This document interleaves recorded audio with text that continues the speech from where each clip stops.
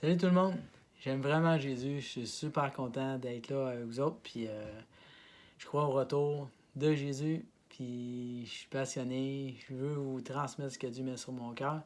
Puis je vous parle de son plan, le plan de Dieu pour nos vies. Puis là, le titre de ce que je vous ai préparé, ben ça dit l'histoire du monde. Donc si je commence, ça dit à l'origine du tout début, les êtres humains étaient parfaits et sans défaut. Quand même cool. Dieu était en communion chaque soir avec l'homme et la femme. Il s'entretenait avec eux. Ça, c'est dans le jardin d'Éden. Un seul règlement était donné. Tu ne toucheras pas à l'arbre qui est au milieu du jardin. Pas compliqué, hein? Sinon, conséquence grave. C'était le temps du paradis terrestre. L'homme et la femme ont voulu connaître la révélation de l'arbre défendu. C'est un mauvais choix. Toute chair vivante est passée d'une vie éternelle à la mort. C'est vraiment poche. Une fin tragique.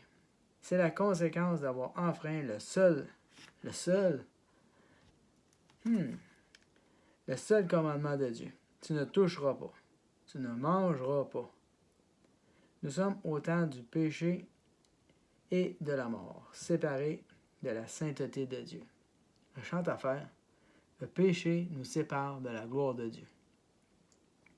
Dieu, lui, aime l'homme, puis il veut qu'il s'aille avec lui. Dieu, il nous aime vraiment. Dieu a choisi un homme qui s'appelait Abraham. Ça, c'est dans l'histoire de Dieu. Il aimait Dieu. Abraham, il aimait Dieu. Dieu lui a promis de faire de lui une grande nation. Cette nation s'appelle Israël. Elle a été conduite par la puissance de Dieu lui-même sur terre. Ils sont sortis de l'esclavage en Égypte, sous le règne d'un pharaon, par la main puissante de Dieu. Dans le désert, Dieu a formé son peuple. Il leur a donné la loi, les 10 commandements, qu'il fallait qu'ils mettent en pratique, et plusieurs autres lois pour la purification des péchés. Dieu, lui, est saint. Et tous ceux qui lui appartiennent doivent être purifiés et saints. C'est de même que ça marche. Pour être avec Dieu, il faut être saint. Israël vit sous la loi et des sacrifices dans l'attente d'un sauveur, le Messie. Il attendait un Messie. Et de nos jours encore, Israël, c'est le peuple choisi de Dieu dans l'histoire du monde, puis tous les yeux du monde sont tournés vers eux autres. Dieu aime les hommes et son peuple Israël. Il est venu lui-même sur terre sous forme humaine. Il a vécu de la naissance à la trentaine d'années, puis son nom, c'est Jésus. Les Juifs, ils l'ont pas reconnu. Jésus est le Fils qui est dans le Père. Et puis le Fils et le Père, ils sont unis, ils font tout ensemble. Ici, je vais lire dans Jean 1 à 5, puis de 9 à 14. Là, je vais prendre ma Bible, qui est ici à côté. Je vais tourner dans Jean, prendre quelques secondes. Ici, Matthieu, Marc, Luc, Jean. Jean 1. Ici, j'ai dit 1 à 5. Au commencement était la parole, et la parole était avec Dieu. Et la parole était Dieu. Elle était au commencement avec Dieu. Toutes choses ont été faites par elle, et rien de ce qui a été fait n'a été fait sans elle. En elle était la vie, et la vie était la lumière des hommes. La lumière, lui, dans les ténèbres, mais les ténèbres ne l'ont point reçue. 9 à 14. Cette lumière était la véritable lumière qui, venant dans le monde, éclaire tout homme. Elle était dans le monde, et le monde a été fait par elle, et le monde ne l'a point connue. Elle est venue chez les siens, et les siens ne l'ont point reçue. Mais à tous ceux qui l'ont reçue, yes! À ceux qui croient en son nom, yes! Elle a donné le pouvoir de devenir enfants de Dieu, lesquels sont nés non du sang, ni de la volonté de la chair, ni de la volonté de l'homme, mais de Dieu. Et oui, Jésus, c'est la lumière du monde. Je vais mettre la Jésus est le Messie que devait attendre le peuple d'Israël, mais malheur à leur âme parce qu'ils ne l'ont point reconnu. C'est sur une croix que leur Messie, Jésus, est mort. Ça n'a pas de bon sens. De leurs propres mains, le peuple d'Israël ne le reconnaissent toujours pas en tant que leur Messie. Ils en attendent encore un autre. Manquez le coup, là. Et c'est sur cette croix qu'a lieu le plus grand miracle de tout l'univers. C'est vraiment capoté, là. Dieu prend le péché du monde entier dans la mort de son Fils Jésus. Le sang de Jésus nous purifie de tous nos péchés. Jésus est le sacrifice parfait venu du ciel. Israël, les Juifs, l'ont rejeté. Mais pour tous ceux qui croient en lui, Jésus offre le pardon parfait des péchés et la vie éternelle. Yes, sir! L'amour de Dieu est à son comble. Ça peut pas être plus que ça, là. C'est à son comble. Parce qu'à ce moment-là, Dieu restaure son union avec l'homme. Il restaure son union avec l'homme. L'homme qu'il aime. Il nous aime. C'est un amour infini. Comme à l'origine de sa création, Dieu vient habiter dans le cœur de celui qui croit en lui. Et celui qui est repentant de ses péchés et qui veut marcher dans la fidélité de sa parole et suivre Jésus. Il vient habiter dans le cœur de celui qui croit en Jésus. Pareil comme Abraham, que lui, pareil comme Abraham qui aimait Dieu de tout son cœur. Nous autres, il faut aimer Jésus-Christ, il faut croire en lui de tout notre cœur, puis Dieu vient faire sa demeure en nous, en Jésus-Christ. C'est ça. Dieu vient marcher sur terre chaque jour dans le cœur de celui qui croit en Jésus comme étant le Fils de Dieu sans péché. Sa mort à la croix est l'acte d'un amour parfait. Au début de la création, Dieu venait puis marchait avec l'homme, puis s'entretenait avec lui, puis ils étaient parfaits. À cause du péché, ils sont devenus des êtres mortels. On est devenus mortels à cause du péché. Mais Dieu veut restaurer la sainteté dans notre cœur. Il veut nous pardonner nos péchés, puis il veut venir marcher avec nous. Il veut être avec nous chaque jour. C'est ça. C'est l'acte d'un amour parfait. Jésus a été séparé de son Père au moment de sa mort, et c'est le plus grand don d'amour que Dieu a fait sur terre. Jésus est allé prêcher sa victoire en enfer. C'est hot, là. Par sa victoire, nous avons, par la foi, le pardon de nos péchés. C'est merveilleux. Jésus est ressuscité. La mort n'a pas eu de pouvoir sur lui, Jésus-Christ. C'est lui, le Fils de Dieu. Puis en Jésus, on a la vie éternelle. Jésus, en venant dans le monde, nous amène dans une période de temps où c'est que les portes du ciel y sont ouvertes. Yes, sir! C'est vraiment hot. Pour le monde entier. Dieu nous ouvre, Dieu nous couvre de sa bonté, Dieu nous couvre de sa grâce, et sa grâce durera jusqu'au retour de Jésus-Christ. Il y a un temps fixé où est-ce que ça va se terminer. Puis c'est quand Jésus-Christ va revenir chercher ses élus, ben là, puis il va revenir régner sur la terre, ben là, ça va être terminé. Il y a un moment où est-ce que ça va être terminé. Puis je vous invite à recevoir Jésus-Christ dans votre cœur, à recevoir ce pardon-là avant qu'il soit trop tard. Surtout, il ne faut pas mourir. Ne mourrez pas avant d'avoir trouvé Jésus. Oui, je vous le dis, Jésus revient rassembler tous ses élus, ceux qui ont cru en lui et qui ont marché dans la sainteté, dans la victoire sur le péché, loin du monde et de ses convoitises. Amen.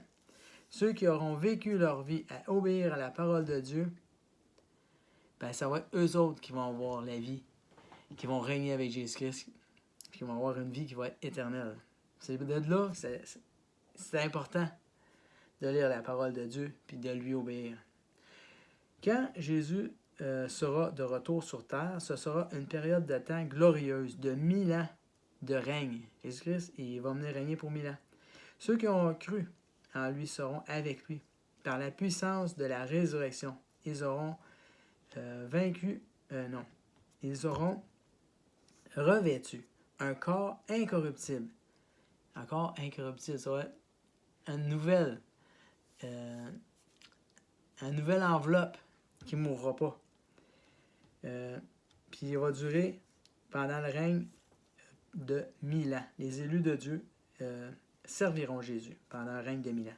Après cette période de temps, Satan va être relâché pour séduire encore les nations et s'engagera dans une guerre contre Jésus et ses élus.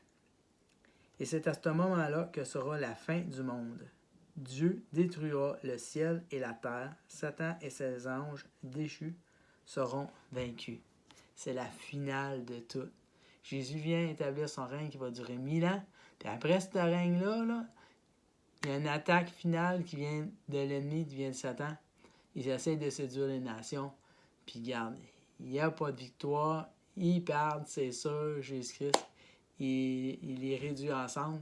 Puis ça va être le grand jugement qui s'en vient après ça.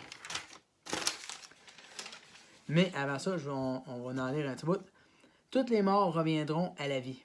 Et la mort et le séjour des morts rendront les morts qui sont en eux. Ils se présenteront devant le grand trône blanc pour être jugés pour leurs péchés. C'est grave, là.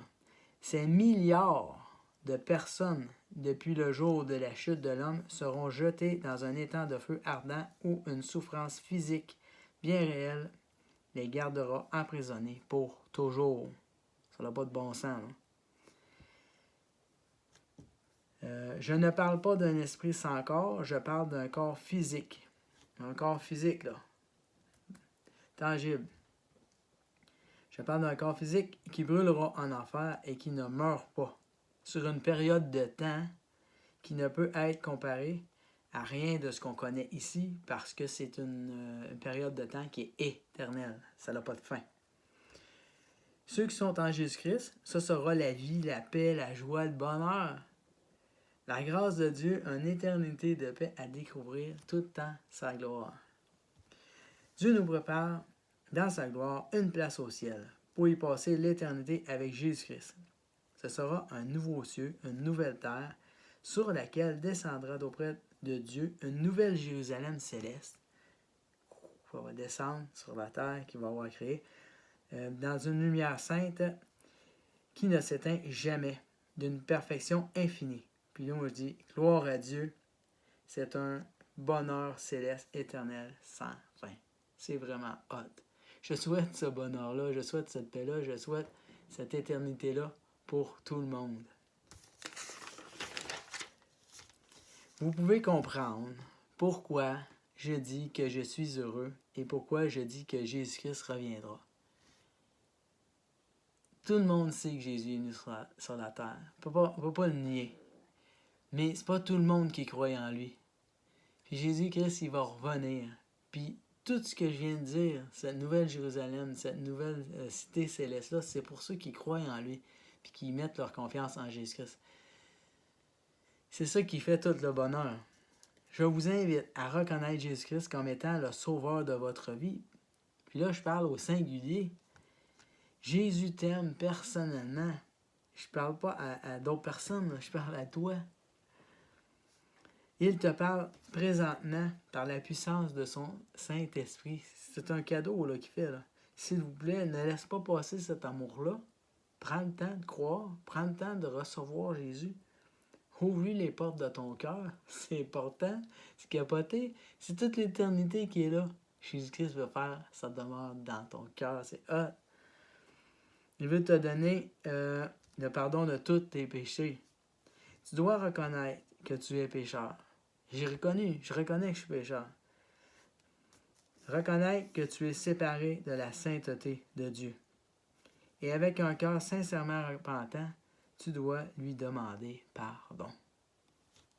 Sans repentance, il n'y a pas de résurrection des morts. Il faut se repentir. On a la foi, on croit, on se repent, puis on vit en action dans la sainteté. Invite Dieu à régner dans ta vie et à te transformer à sa gloire pour être de ceux qui hériteront la vie éternelle en Jésus-Christ. Wow! Le monde, c'est un fleuve d'iniquité. un courant d'eau extrêmement puissant qui emporte tout sur son passage. Qui c'est qui peut résister à ça? Les seuls qui ont le pouvoir, qui en ont le pouvoir, ce sont ceux qui sont en Jésus-Christ. Il faut être en Jésus-Christ. Parce qu'ils ont vaincu le monde en triomphant d'elle par la croix. Jésus-Christ est ressuscité, la mort n'a pas eu de pouvoir sur lui. Jésus, c'est la vie et il est éternel et sans péché. Puis ceux qui sont en Jésus-Christ sont sauvés. En lui, nous avons la plénitude du pardon et l'assurance de vaincre le monde. Mais c'est un choix de vie, ça. Sans Jésus, il nous est impossible de plaire à Dieu. Je vous invite à trouver Jésus comme votre sauveur personnel en ce moment même. Faites le pas de foi, de croire en lui. C'est la plus belle décision qu'un homme peut faire dans sa vie. Nous sommes de la descendance d'Adam et en Adam, nous héritons d'une vie de péché et de mort. Pour échapper au fleuve de ce monde, nous devons mourir à nous-mêmes et être transférés dans une nouvelle vie en Jésus-Christ. Nous devons avoir obtenu un transfert d'héritage, un transfert de descendance, un transfert de vie, une vie nouvelle en Jésus-Christ ressuscité en qui règne la victoire.